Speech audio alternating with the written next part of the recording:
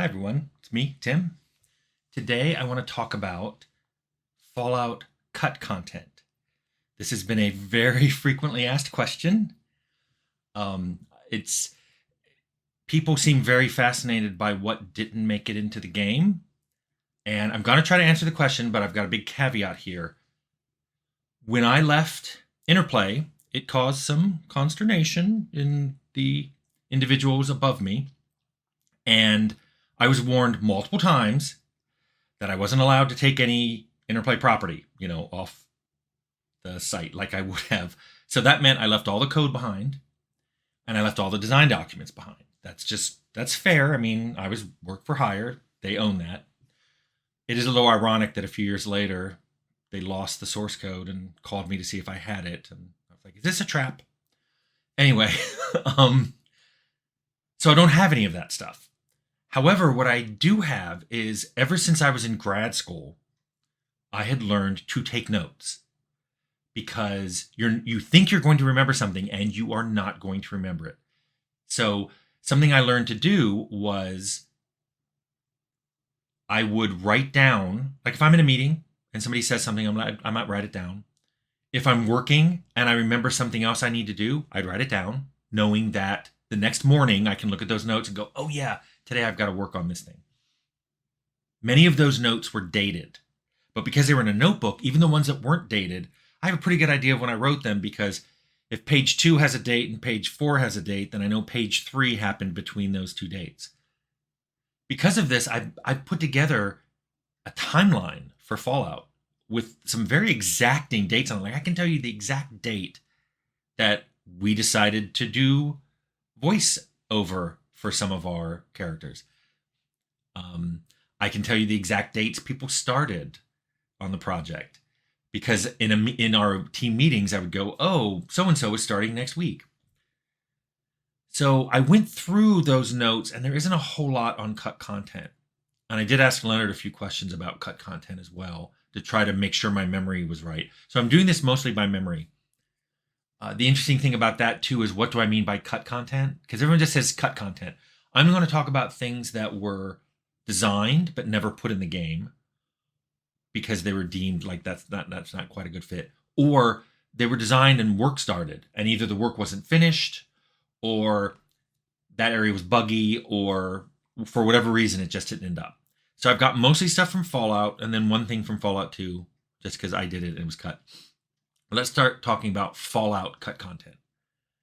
So one of the first things I remember is when a design came across my desk for a Terminator style robot, sleek, metal, looks like an endoskeleton robot. It didn't make it past that design phase. I remember having to tell the designer, all of our touchstones. Robbie the robot from Forbidden Planet is one of our touchstones. We've already got Mr. Handy and several other robots done. This is not right. And I remember having to explain, this is a good idea, but not a good idea for this game. By the way, I've said this before, that is one of the hardest skills to learn, which is editing your ideas, knowing that something's a good idea, but not necessarily a good idea for the game you're making.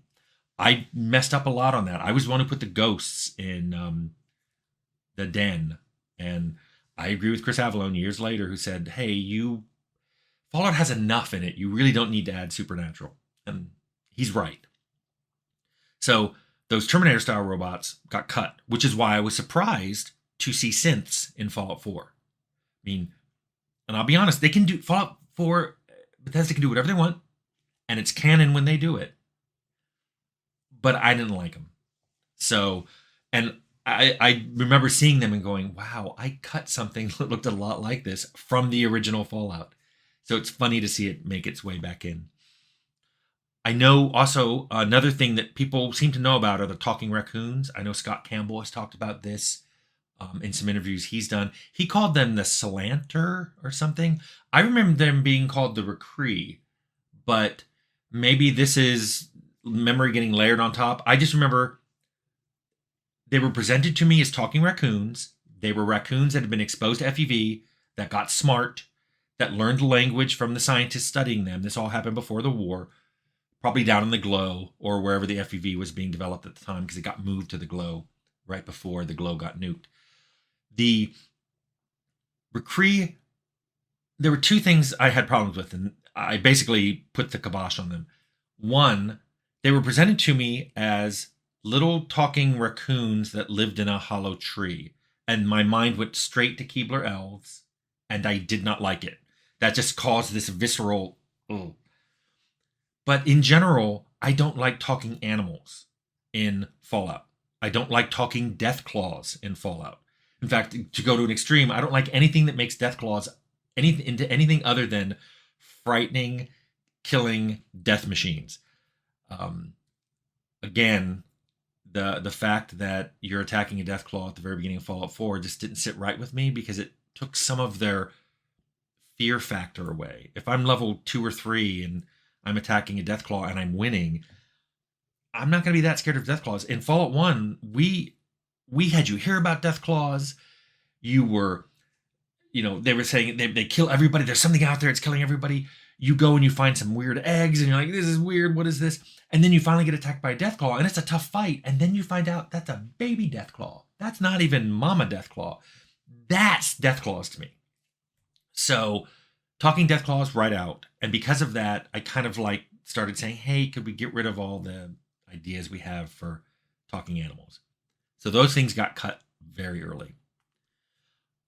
One thing that didn't get cut and got designed, but never made it in, the LA area, especially I think the Boneyards, were supposed to have a lot of different themed gangs. I know the Vipers were one of the names.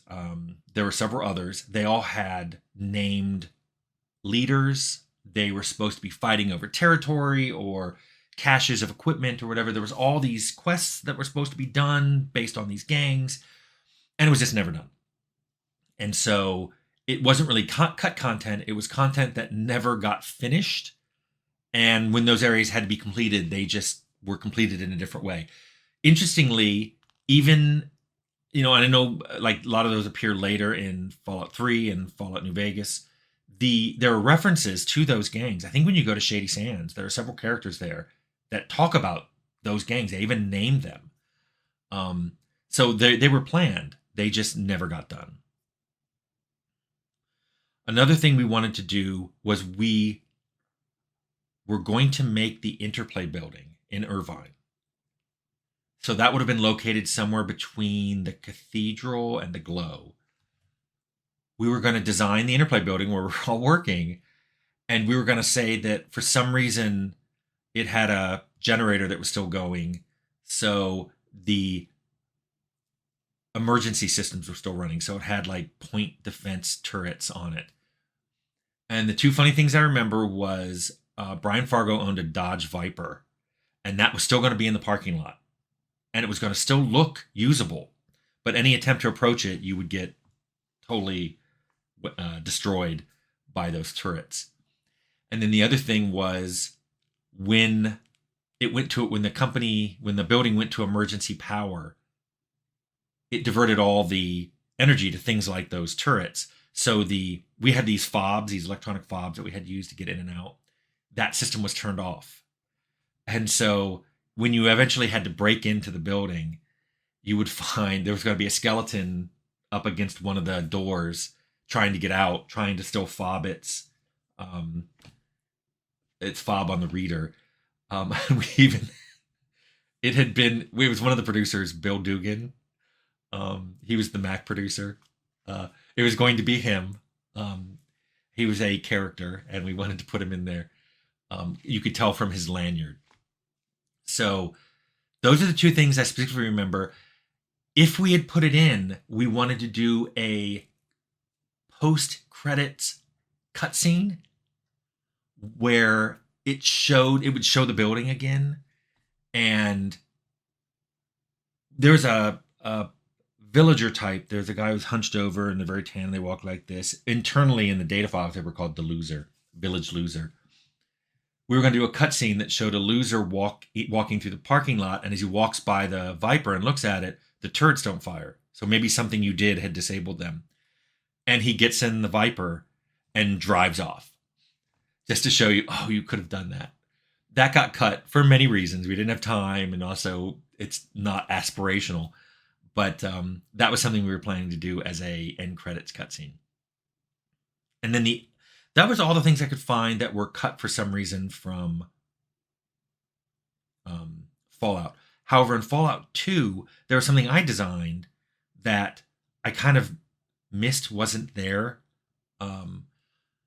when Fallout 2 shipped, which was the Abbey of Lost Knowledge. This was, totally based off of Walter Miller's Canticle for Leibowitz. I know Brotherhood of Steel was based on them. This one was even more direct. There was going to be a monastery to the north of Vault City, and there were a bunch of monks there, and all they did was they had manuals and blueprints and technical specifications for technology that they would copy over and illustrate, and very, very Canticle.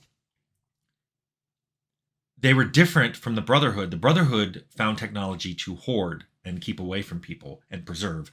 These people were trying to preserve knowledge, and anybody was allowed into the Abbey. You were allowed to visit it. They welcomed you in. You could look at anything you wanted.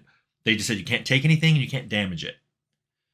I had whole quest lines planned where you would go back to the Abbey to find some important piece of information to advance a quest, or the Brotherhood of Steel discovers the Abbey, and of course they want to confiscate everything.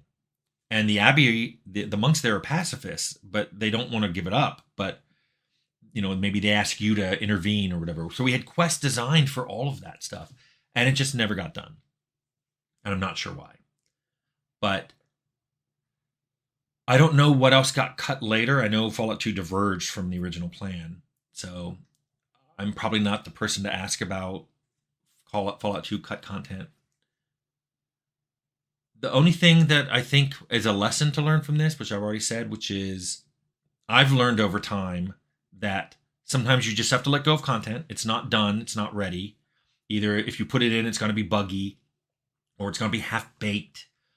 Or the hardest lesson, which is you had a great idea, and this happened to me. It's happened to every designer I've worked with. You have a great idea, but it is not great for this game. And that's a really hard thing to get people to see, which is why in later games I started putting design goals. And I'll do a video eventually on design documents. It's on my list. But I try to put goals at the top of them. It's a great idea I got from Josh Sawyer. And that way, if you're talking about a feature in the game, you can argue it one of two ways. You can argue, does it achieve the goal, or do you disagree with this goal? Those are very different discussions.